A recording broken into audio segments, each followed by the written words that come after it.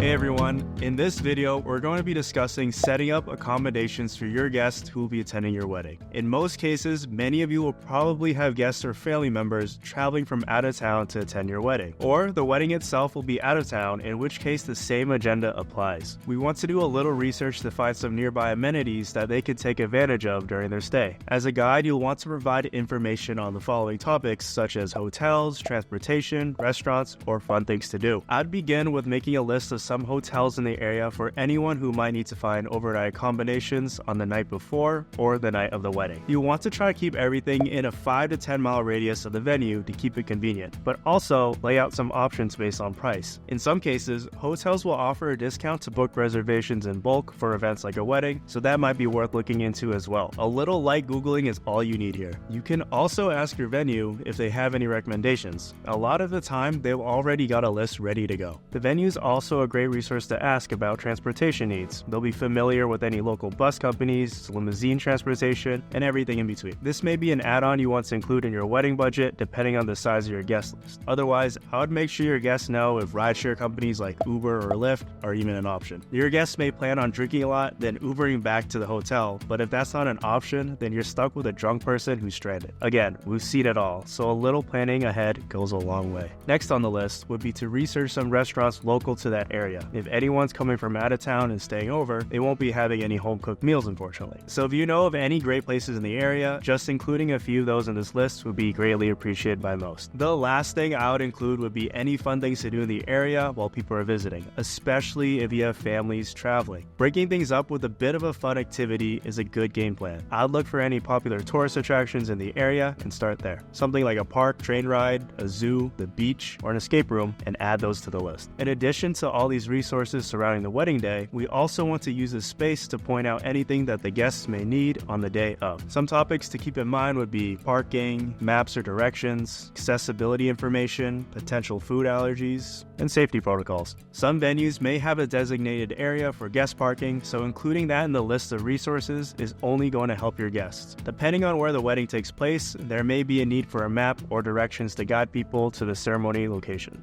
I would also be sure to discuss any accessibility information here as well. Along with these, you should also include a layout of any food allergies guests might anticipate with dinner or dessert. Finally, listing out any current venue safety protocols or requirements in the spot will ensure that your guests are well aware of any requests being made and following the rules. That should cover just about everything you need to know about setting up guest accommodations. Once you've got all this information organized and into one place, just set that to the side because we'll be adding that to your website in one of the next videos. If you have any questions or concerns on this topic, just post that right in our Facebook community or email us directly at support@wedeverything.com.